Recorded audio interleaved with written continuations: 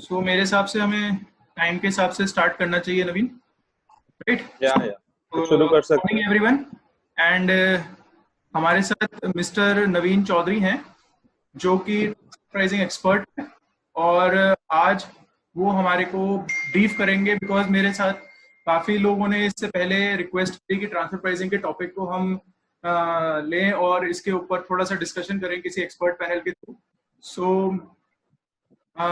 Welcome mister Rajiv Agarwal. Rajiv Agarwal ji chairman हैं CIRC Meerut branch के।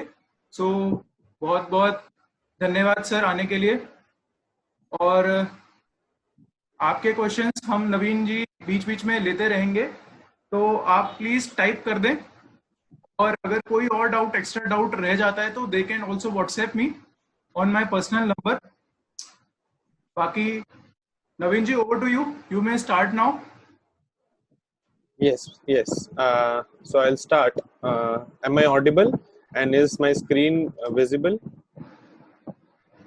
आई hope किसी को कोई इशू होता है तो they can just make a reaction, और in the chat box they can show something So their hand. Nikhil और भाई, हाँ, मैं शुरू करता हूँ फिर। हाँ शुरू करते हैं So Naveen ji, please. thank you all. Thank you for joining and thank you for your time. So let's start straight away. कि सबसे पहले शुरुआत करते हैं why transfer pricing has been introduced in India. तो सबसे पहला क्वेश्चन ये है, why transfer pricing has been introduced in India. So scenario ये था कि with 1991 India started globalization.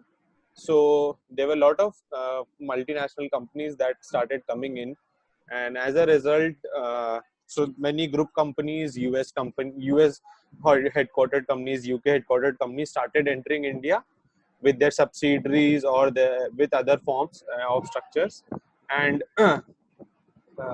and they started pricing the transaction. मतलब उन लोगों ने transaction जो है इस तरह से price किया जिसकी वजह से इंडिया का टैक्स बेस इरोड होता। So by tax base erosion I mean कि so India was losing on the tax that it could have earned. So इसलिए जो है 2001 में transfer pricing regulations were introduced. Transfer pricing regulation is broadly, अगर मैं बड़े simple शब्दों में बताऊं, what is transfer pricing and when is transfer pricing applicable. So transfer pricing जो है वो तब लगता है कि कोई अगर ग्रुप कंपनीज या रिलेटेड पार्टीज आपस में ट्रांजैक्शन करते हैं तब ट्रांसफर प्राइसिंग रेगुलेशंस अप्लाई होते हैं। एंड देयर में भी कुछ एक दो सिनेरियो और जो मैं आगे I will take it up, वहां पे जाके ट्रांसफर प्राइसिंग लगते हैं। And transfer pricing is the primary objective why transfer pricing is there is कि कोई अपने ट्रांजैक्शंस को अंडर प्राइस या ओवर प्राइस करके इंडिया के टैक्स बेस को कम ना कर दे, या फिर इंडिया के जो है टैक्सेस जो है टैक्स बेस इरोड ना करे। So moving ahead, so going by presentation now. So I hope all of you can C.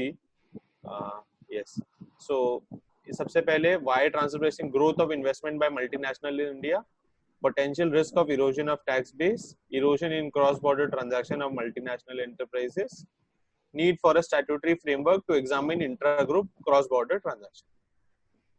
So अब ट्रांसफर प्राइसिंग में एक दो टर्म्स बड़े रेलेवेंट हो जाते हैं जो हम रोज में सुनते हैं, वो है associated enterprises, arms length price और इंटरनेशनल ट्रांजैक्शन। सो अगर हम ट्रांसफर प्राइसिंग का डेफिनेशन भी देखें, सो ट्रांसफर प्राइसिंग का जो सेक्शंस है वो सेक्शन 92 से लेके 92F के अंडर है। सो ट्रांसफर प्राइसिंग का पूरा लॉ सेक्शन 92 से 92F के अंडर है। And there is one more section, section 286। So इन्हीं सेक्शंस में ट्रांसफर प्राइसिंग का पूरा लॉ है। सो ट्रांसफर प्राइसिंग का charging section is section 92। Section 92 ये बोलता है कि any income arising from international transaction shall be computed having regard to arm's length price. The allowance for any expense or interest shall also be determined having regard to arm's length price. So basically इसका ये बोलना है कि कोई भी income है या कोई भी एक्सपेंस है between related price enterprise shall be done as per arm's length price. So सबसे पहले जो हम है एक केस स्टडी ले लेते हैं, एंड आई वुड रिक्वेस्ट कि हमारे पार्टिसिपेंट्स जो है उसका अगर किसी को आंसर देना हो, they can come up and say foreign entities charging royalty to India at 5% of sales. Sales is 100 crores, royalty is 5 crores, so tax is 50 lakhs. royalty is taxable in the hands of foreign entity at the rate of 10%, and Indian entity is paying tax at 25%, thereby वो जो है 25% का deduction ले रहा है in his expenses. So transfer pricing analysis leads the result of arm's length price of 8% of sales. So इसको मैं अगर example को समझाऊं कि transfer pricing का जो है so the foreign entity जो है वो Indian entity को 5% का royalty charge कर रहा है. Sales is 100 crores, so वो 5 करोड़ का royalty ले रहा है Indian entity से. Foreign entity के हाथ में ये income taxable है at the rate of 10% in India, and Indian entity का जो tax rate है वो 25% है. इसका arm's length rate is 8%. So what is this transaction arm's length or not? Someone from participant if wants to answer this question.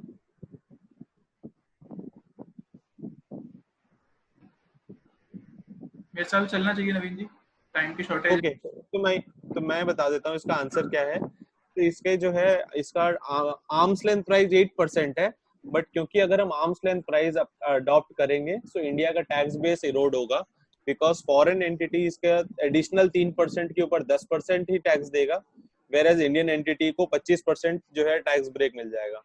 तो इस scenario में 5% is also arms length.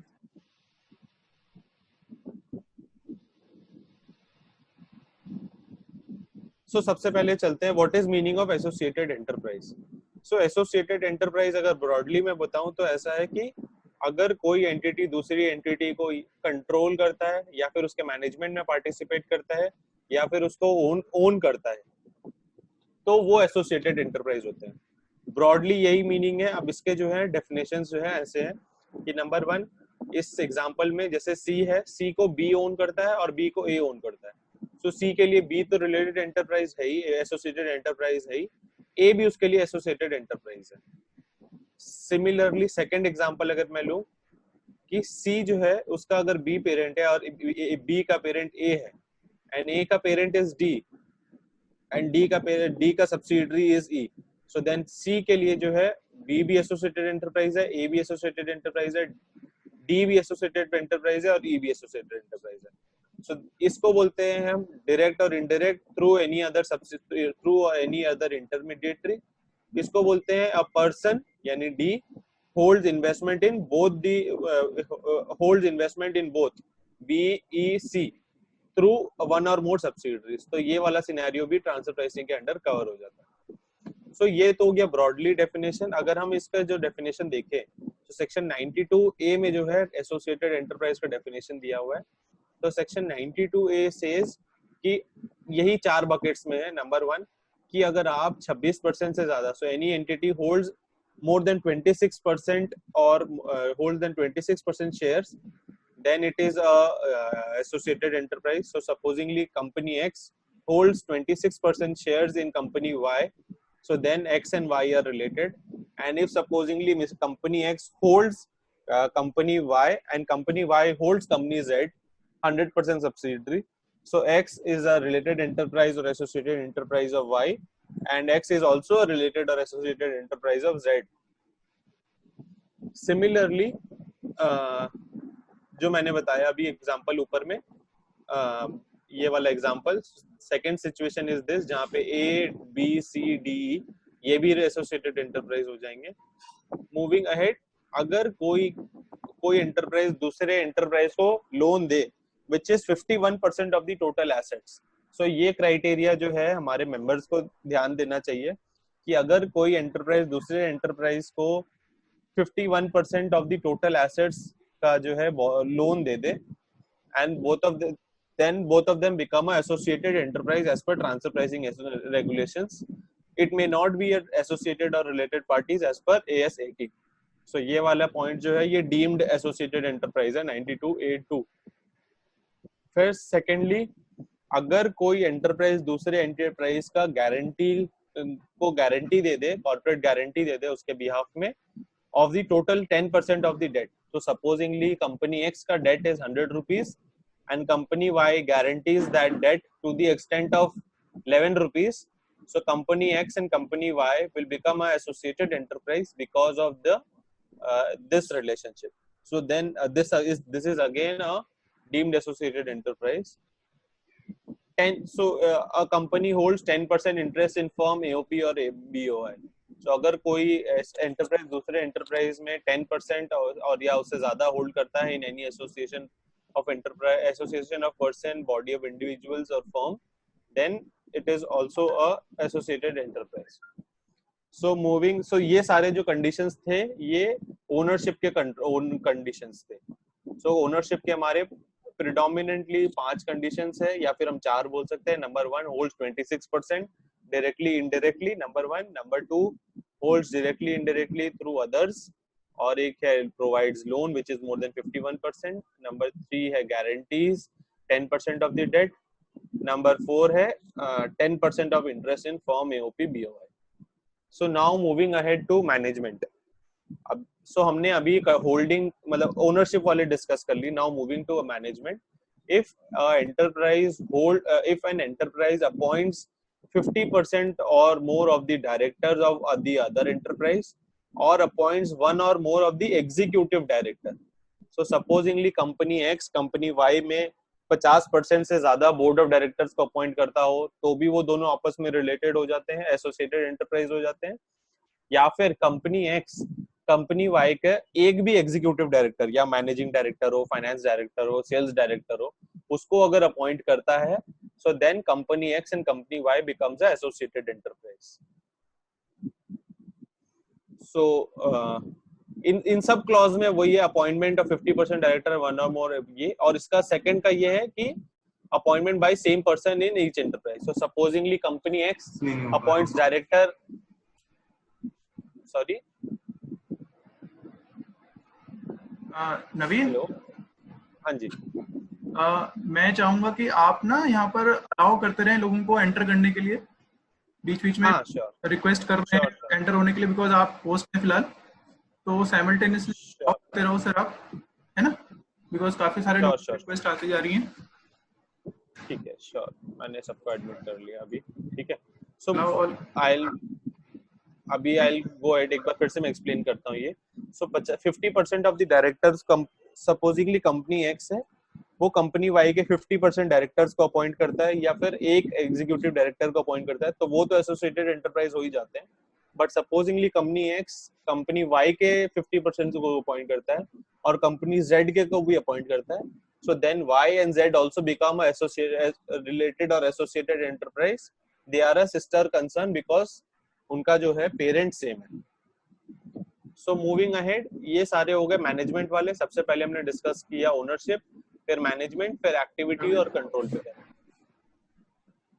So activity terms में अगर हम बात करें, if any enterprise is dependent on a technology, know-how, anything of the other associated enterprise of any other person. So supposingly I am wholly dependent on the technology that the other company is providing me for manufacturing of my business. अगर वो technology मेरे से चला जाए तो मैं फिर वो manufacturing कर नहीं पाऊंगा. Then also I become the associated enterprise. So the person who is providing the technology and the person who is जो technology ले रहा है वो दोनों आपस में एसोसिएटेड एंटरप्राइज हो जाएंगे. नेक्स्ट सिनेरियो है जहाँ पे कोई enterprise supplies 90% of the raw materials. So अगर सपोजिंग मेरे 100 का रॉ मटेरियल्स है साल भर में, उसमें से 90% रॉ मटेरियल जो है is supplied by company X. So then company X and I become a associated enterprise. Similarly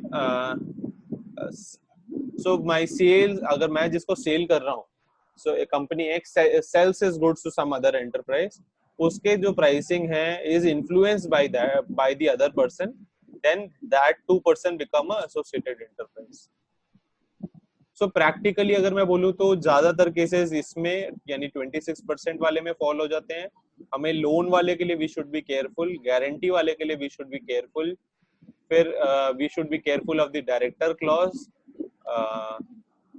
and majorly इसी में ही सारे मोर और लेस कंडीशंस फॉलो हो जाते हैं. Because any enterprise supplying 90% of the raw material is very, मतलब practically थोड़ा situation कम आते हैं. 100% डिपेंडेंस ऑन टेक्नोलॉजी, ये वाला सिचुएशन काफी ज्यादा आ जाता है. बट जो टेक्नोलॉजी देता है generally that person is also the owner, so practically इसका भी एप्लीकेशन कम आता है. और अगर मैं आगे बात करूं, one enterprise is controlled by an individual, the other by himself और हिज रिलेटिव और jointly by his family members. Supposingly एक individual holds shares or is controlling a company and that person also controls the other company, so then both the companies become a associated enterprise as per transfer pricing law. So ये जो मेरा था ये this covers the definition of associated enterprise under section 92A2. So now I will move ahead to what is international transaction. So international transaction अगर मैं broadly बोलूं, section 92B में covered है.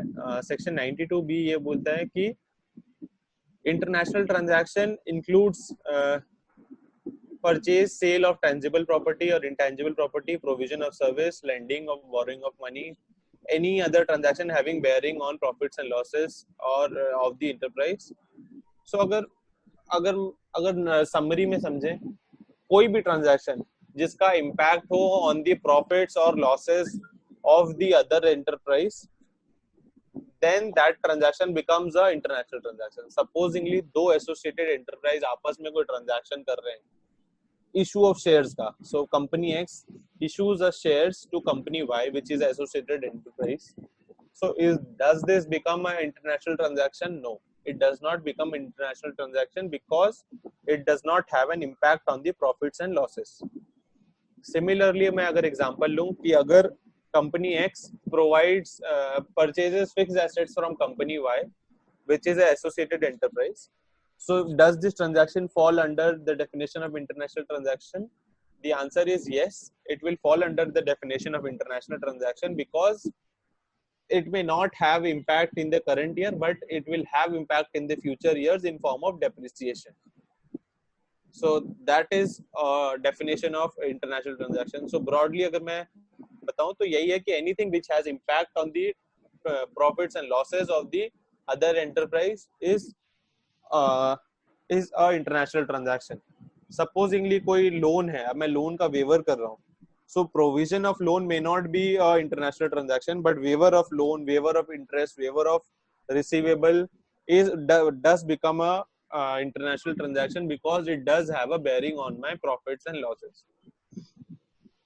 So this is the definition of international transaction. So international transaction का एक deemed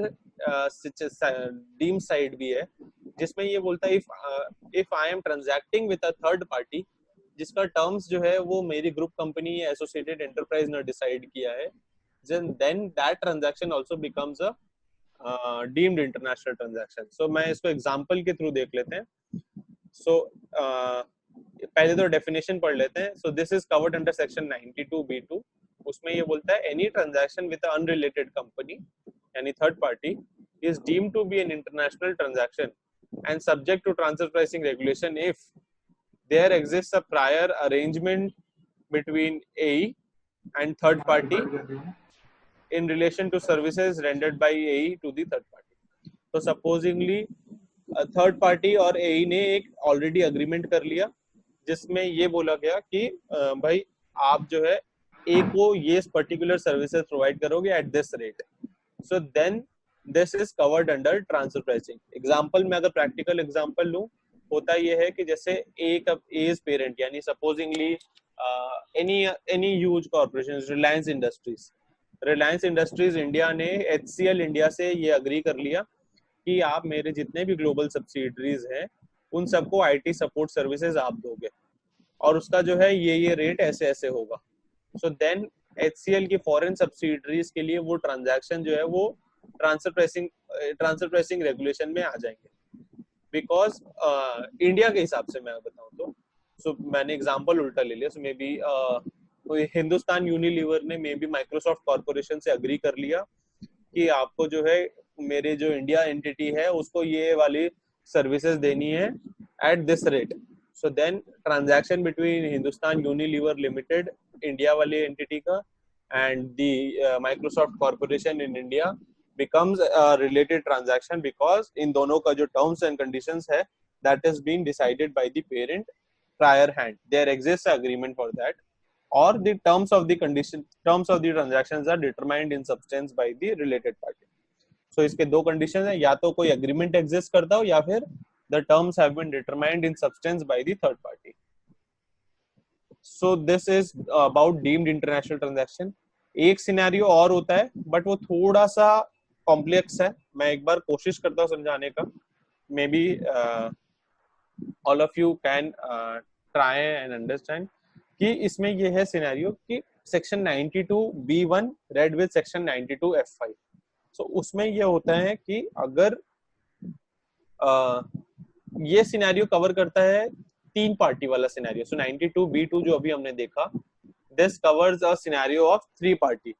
जब हमारा scenario ऐसा हो जब 4 पार्टी का हो, supposingly A is outside India, B यहाँ पे है, B is outside India, A की एक सब्सिडरी है इंडिया में, ए सब्सिडरी, बी की एक सब्सिडरी इंडिया में, बी सब्सिडरी. ए ने बी से बाहर ट्रांजैक्शन का जो है सब कुछ डिसाइड कर लिया कि आप जो है इसके साथ डीलिंग करोगे, आप जो है मेरी ग्रुप कंपनी को ट्रांजैक्शन दोगे, मतलब करके दोगे सब चीजें, एंड इस रेट पे करके दोगे. एंड बी ने अपनी सब्सिडरी को बोल दिया you provide this services to B. So transaction between B and A may not be covered under deemed transaction under 92B2 because इस पार्टी का A subsidiary and B subsidiary का जो है there does not exist a prior agreement with A, number one, and the terms have not been decided in substance by the A. So इसका जो substance है that has been determined by the B का parent. So then how does it happen? It is covered under section 92BF5. उसमें ये बोलता है कि अगर हम इसमें आ जाए definition में कि transaction includes any arrangement, understanding or action in concert whether or not such arrangement, understanding or action is formal or written or. So मैं एक और एग्जांपल लेता हूँ. सपोजिंगली कंपनी X है आउटसाइड इंडिया, उसकी 2 सब्सिडरी है इंडिया में, Y और Z. सो Y ने कंपनी X ने Y को बोल दिया कि तुम अपने जो है ये वाला पर्टिकुलर बिजनेस निकाल करके आप स्लम सेल कर दो टू Z, एंड Y ने वो निकाल करके सेल कर दिया to Z. So now transaction between Y and Z, since both of them are in India, may not be covered under domestic transfer pricing, but it will be covered under section 92F5 because it is an arrangement that has been made and that is being decided by the parent. So this is on section 92F5. So this is all for international transaction and associated enterprise. I'll pause here for a minute for any questions. Maybe then we'll go ahead for domestic transactions. Please आप लोगों के किसी कोई questions हो, you may go ahead. Naveen 2 question आए हुए हैं हमारी चैट लिस्ट पे. हाँ जी please. If you could answer them broadly. हाँ. Does personal guarantee is covered under associated enterprise? Yes. So enterprise का अगर आप enterprise का definition देखेंगे section 92F5 में दिया हुआ है. It also covers individual. So if any person guarantees more than 10%, then that person also becomes a associated enterprise. Supposingly एक promoter है, उसने अपनी कोई foreign entity को guarantee दिया हुआ है, personal guarantee, which is more than 10% of his total borrowings. So then that is also covered under the associated enterprise and it will be covered under transfer pricing regulations. Number 1. Number 2, if the director of a company gives his first or second question, मेरे हिसाब से is same. Any other question? We may move ahead, Naveen. Okay. Any questions? किसी को कुछ चीज if you want me to repeat, कुछ समझ में नहीं आया हो, कोई चीज में clarity ना हो, कोई related question हो, कोई practical question हो. Otherwise we'll move ahead. Nikhil भाई going ahead. Going ahead, please. Okay. So now हमने अभी तक जो डिस्कस किया वो एसोसिएटेड एंटरप्राइज डिस्कस किया, इंटरनेशनल ट्रांजैक्शन डिस्कस किया. Now we will discuss domestic transfer pricing. Domestic transfer pricing कब लगता है, क्या थ्रेशोल्ड्स हैं, क्या है, let's discuss. So specified domestic transaction जो है ये इंट्रोड्यूस हुआ था after Hindustan Coca Cola beverages और आजादी हिंद बचाओ. देयर आर सेवरल जजमेंट्स और उसके बाद जो है इंट्रोड्यूस हुआ था. However, अगर मैं अभी सिचुएशन बात करूं स्पेसिफाइड डोमेस्टिक ट्रांजैक्शंस की, क्या चीजें इंक्लूडेड है क्या नहीं इंक्लूडेड है, and what is the threshold. सबसे पहला बात, इसका threshold is 20 crore. So all the transactions combined together domestic transaction, threshold is 20 crore. So मैं बहुत अपने मेंबर्स के रिपोर्ट्स देख रहा होता हूँ जो आते हैं हमारे को, उसमें जो है थ्रेशोल्ड वो अभी भी 5 करोड़ लेते हैं। No, the threshold has been revised to 20 crore. So now moving ahead कि इसमें क्या क्या कवर होता है।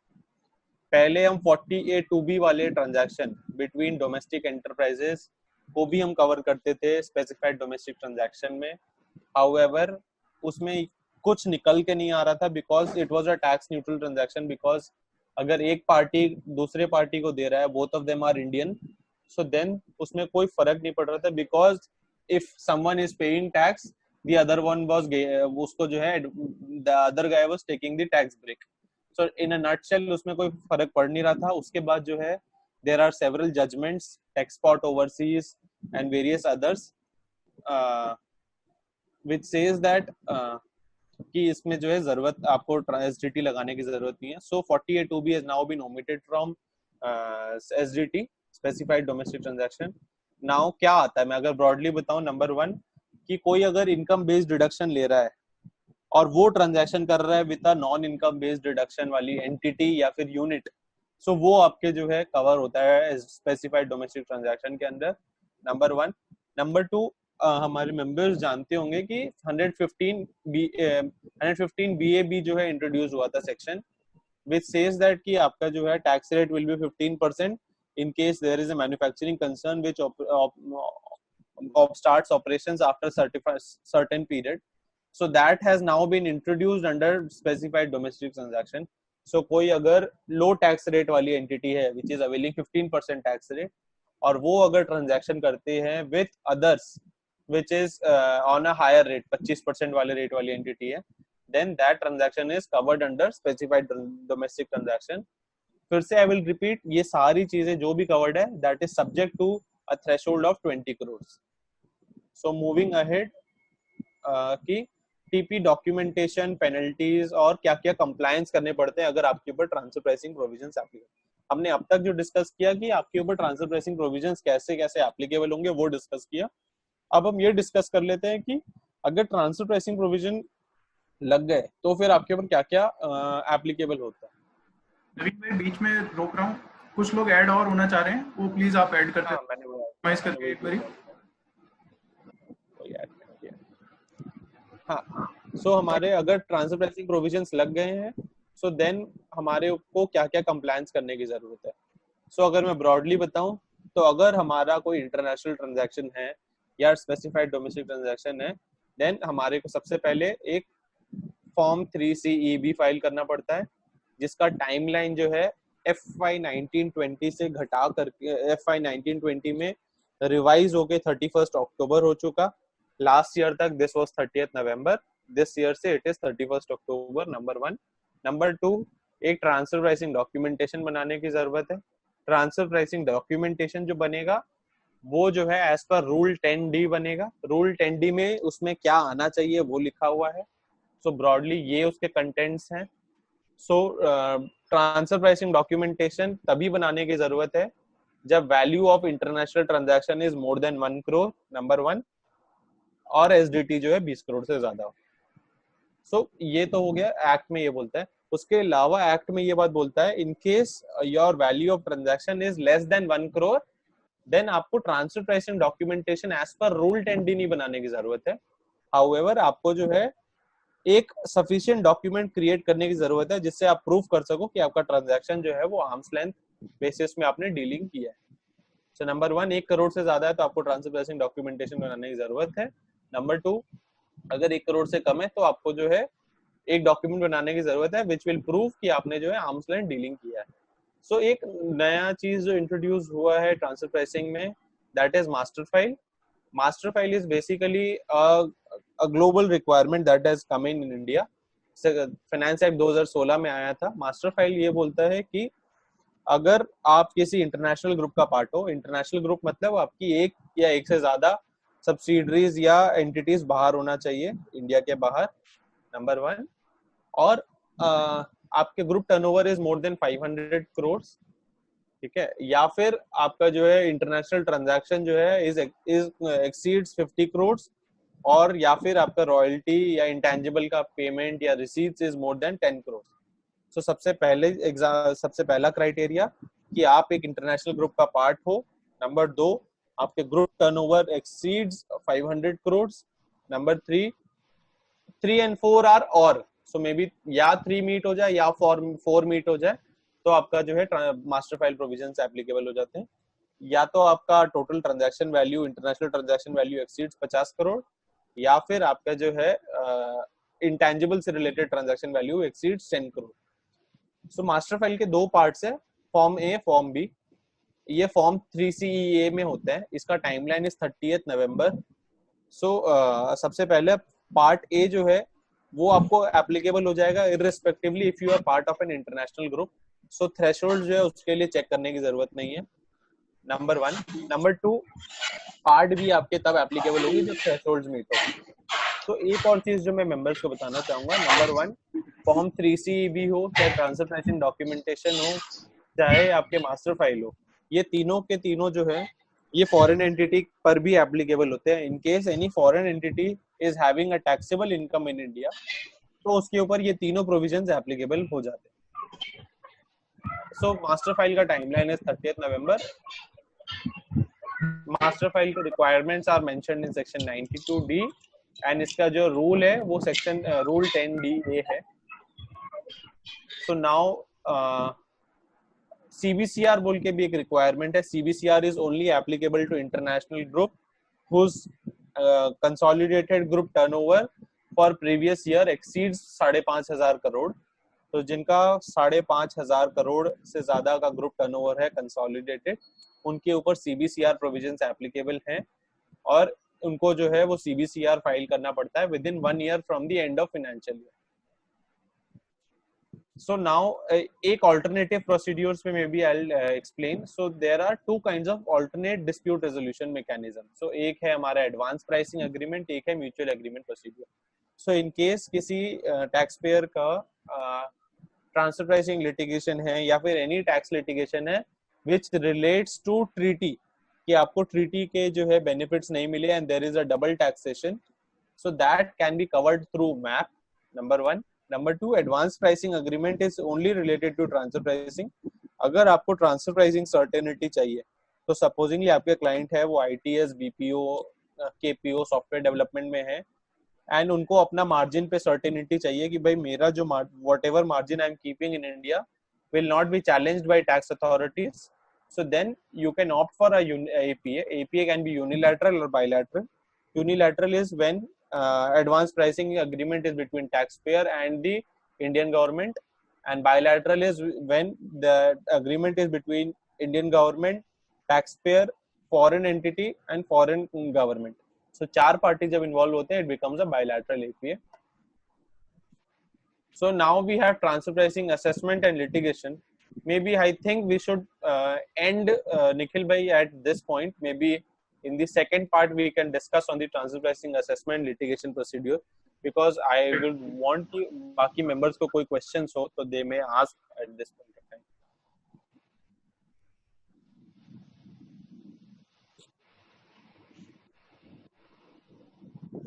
अभी इस पॉइंट पे मुझे लगता नहीं नवीन, सब लिटिगेशन पे शायद हम खत्म कर पाए 15-20 मिनट में। 15-20 मिनट है हमारे पास, कैन वी डू इट? हाँ 15-20 मिनट में अगर हम खत्म कर पाए तो we would like to wind up with litigation also. Okay, so मैं अगर ट्रांसफर प्राइसिंग लिटिगेशन को ओवरव्यू दूं, तो सबसे पहले ट्रांसफर प्राइसिंग का लिटिगेशन जो है, सबसे transfer pricing assessment starts when the matter is being referred to TPO. So reference के लिए सबसे पहली बात है, देयर इज अ सर्कुलर जो डिपार्टमेंट ने स्पेसिफिकली इशू किया हुआ है, उसमें ये बोला गया है कि किस पैरामीटर्स या किस सिचुएशन में जो है matter can be referred to TPO, मतलब किस कंडीशंस में मैटर जो है ट्रांसफर प्राइसिंग ऑफिसर को रेफर किया जा सकता है। सो एक स्पेसिफिक सर्कुलर है इसके लिए। सो अगर कोई रेफरेंस हो रहा है, सो all the members should ensure कि आपका उसका कंप्लायंस जरूर हो सर्कुलर का, और तब जाकर के ही रेफरेंस हो, नंबर 1। जब अगर रेफरेंस हो जाता है to transfer pricing officer, so then सबसे पहले जो है ट्रांसफर प्राइसिंग ऑफिसर जो है एक नोटिस इशू करता है, एंड नोटिस इशू करके वो बेसिक डिटेल्स मांगता है, balance sheet, audit report, computation of income, rule 10D documentation यानी ट्रांसफर प्राइसिंग स्टडी। ये सारी चीजें हमें 30 डेज के अंदर में सबमिट करना पड़ता है। अगर हम 30 डेज के अंदर नहीं सबमिट कर रहे हैं, so then there is a possible risk कि हमारे को वो 2% ऑफ द ट्रांजैक्शन वैल्यू का वो पेनल्टी लगा सकता है। और it is up to the transfer pricing officer to give you 30 days grace period, वो चाहे और ना चाहे, that is up to him. So वो 30 + 30 डेज का एक्सटेंशन दे सकता है, बट अगर हम 30 डेज में अगर इशू नहीं कर रहे, सबमिट नहीं कर रहे, there is a possibility that हमारे को पेनल्टी लग सकता है of 2% of the transaction value. अब अगर मैं ट्रांसफर प्राइसिंग में लिटिगेशन प्रोसीड्यूर अगर बताऊं, तो सबसे पहले ट्रांसफर प्राइसिंग ऑफिस एओ जो है रेफर करता है to transfer pricing officer.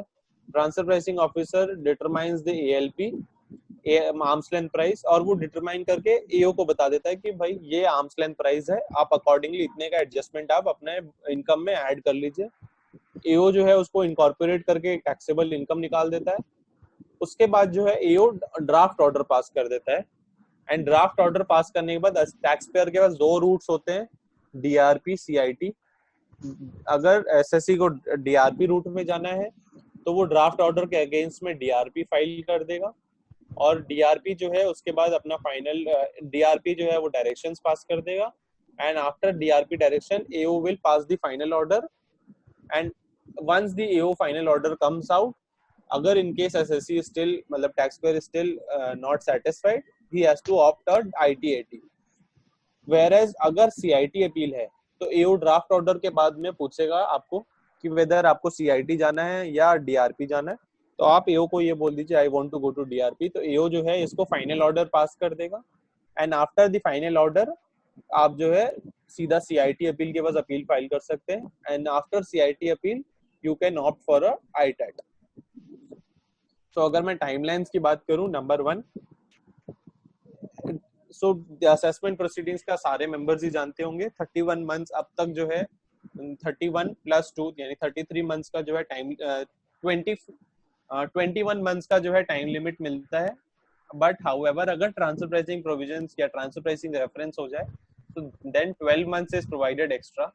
So then 21 + 12 33 months जो है टोटल टाइम लिमिट मिल जाता है असेसिंग ऑफिसर को to complete the assessment. So after the completion of 33 months AO जो है वो ड्राफ्ट ऑर्डर पास करता है। After the draft order within 30 days of receipt of draft order, सो जैसे एसएससी को ड्राफ्ट ऑर्डर मिला वहां से 30 डेज के अंदर में एसएससी जो है वो डीआरपी जा सकता है।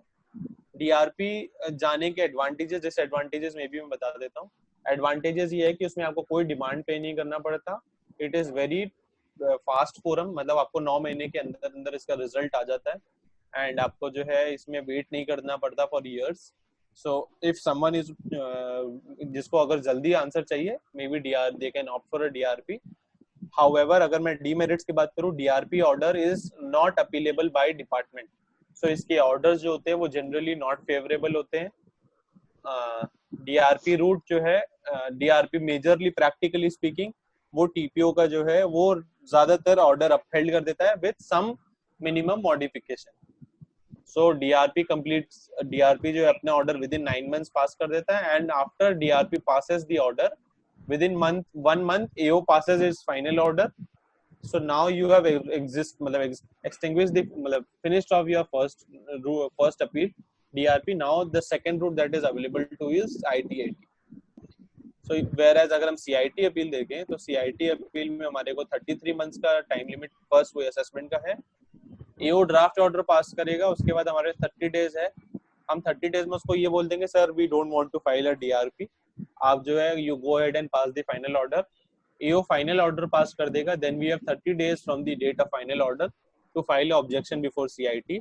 और सीआईटी के पास जो है कोई टाइम लिमिट नहीं है, और अगर हम सीआईटी रूट में जा रहे हैं तो हमारे को टोटल टैक्स डिमांड का 20% जो है जमा करना पड़ता है। So that is on the demerits. Merits of filing a CIT appeal is कि सिंगल मेंबर बेंच है, वो थोड़ा टाइम है उनके पास, there is no time restriction. So CIT appeal जो है इज मोर काम, and may be CIT appeal जो है वो सुन भी लेते हैं। So possibility of getting relief is more in CIT appeal. So this is all. After that IT-80 proceedings शुरू हो जाते हैं अगर किसी का taxpayer is not happy. So that's all from the transfer pricing litigation.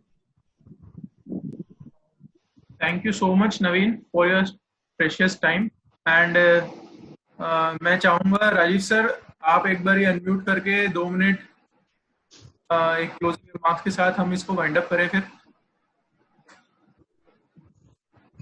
आपके फीडबैक अबाउट द वेबिनार। बहुत अच्छा सेशन रहा है और मैं समझता हूँ कि हम लोग तो हालांकि इंटरनेशनल टैक्सेशन में बहुत कम लोग मेरठ शहर में करते हैं, लेकिन फिर एक ब्रॉड ओवरव्यू मिल गया हमको इस सेशन से और इस तरह के सेशंस आप करते रहो। बहुत अच्छा है, बहुत अच्छा। मैं समझता हूँ हमारे सारे मेंबर्स ने इसको एंजॉय करा होगा, उसको एक बेसिक उनको नॉलेज मिल गई होगी। Thank you Nikhil, thank you sir. Also all the participants और जो लोग ज्वाइन नहीं कर पाए किसी भी रीजन की वजह से, हमारी ये रिकॉर्डिंग टेक्सोमार्ट यूट्यूब चैनल पे आपको अवेलेबल हो जाएगी। आज या कल में हम इसको एडिट करके यूट्यूब चैनल पे भी डाल देंगे, सो दैट जिन लोगों से स्टार्टिंग या बीच का कोई भी पोर्शन रह गया किसी भी रीजन की वजह से, कनेक्शन की वजह से या पार्टिसिपेंट टाइम से नहीं आ पाए, तो they can actually go and have a view of it.